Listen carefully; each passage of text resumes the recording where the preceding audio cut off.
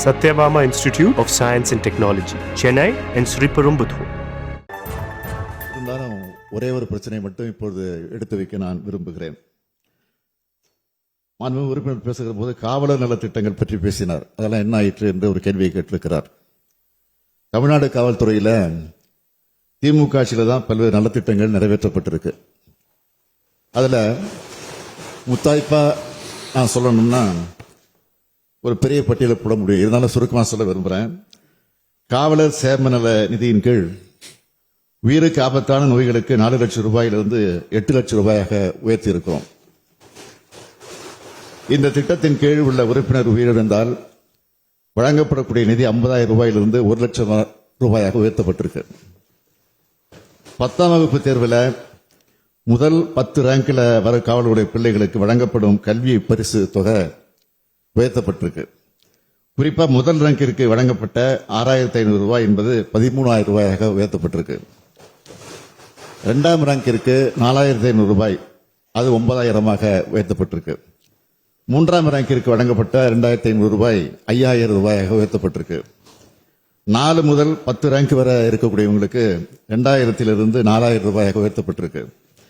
அதேபோல் 12ஆம் வகுப்பு தேர்வில் முதல் 10 ரேங்கிற்குள்ள வரக்கூடிய காவலர் பிள்ளைகளுக்கு பரிசு தொகை உயர்த்தப்பட்டு குறிப்பா முதல் ரேங்க் வரவங்களுக்கு 7,500 ரூபாயிலிருந்து திமுக ஆட்சியில் 15,000 ரூபாயாக உயர்த்தப்பட்டிருக்கு. 2ஆம் ரேங்கிற்கு 6,500 ரூபாயிலிருந்து 11,000 ரூபாயாக உயர்த்தப்பட்டிருக்கு.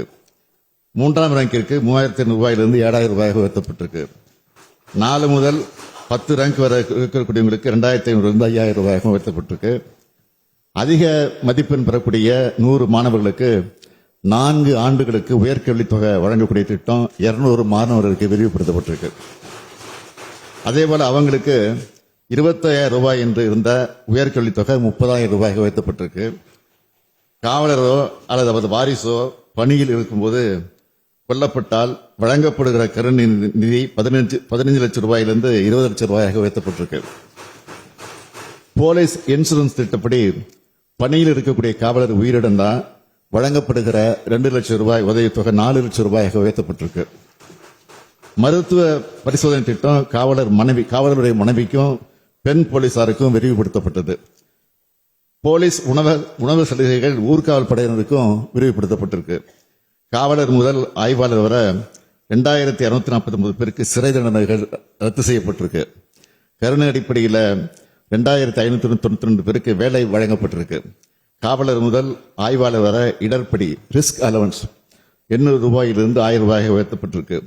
டிஎஸ்பி மற்றும் கூடுதல் டிஎஸ்பிகளுக்கு 900 ரூபாயிலிருந்து 1,000 ரூபாயாக உயர்த்தப்பட்டிருக்கு. தலைமை காவலர் வர இருக்கிறவங்களுக்கு வாரத்தில் 1 நாள் விடுமுறை விடப்பட்டிருக்கு.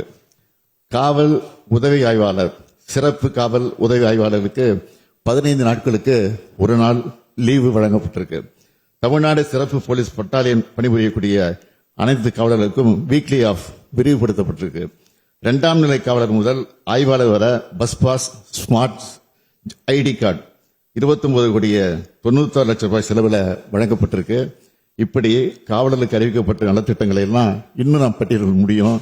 இந்த ஆட்சியில அனைத்து தரப்பு நலன்களையும் பேணி காப்பது போலவே மக்களின் பாதுகாப்பில் இரவு பகலாக பாடுபட்டுக் கொண்டிருக்கக்கூடிய எடுத்துக் கொண்டிருக்கக்கூடிய காவலர்களின் நலனையும் பேணி பாதுகாத்து வரோம்னு மாண்புமிகு உறுப்பினருக்கு நான் தெரிவிச்சுக்கிறேன்.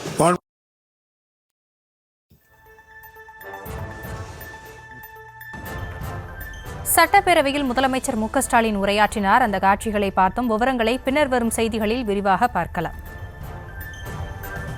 Satyabama Institute of Science and Technology, Chennai and Sriperumbudur.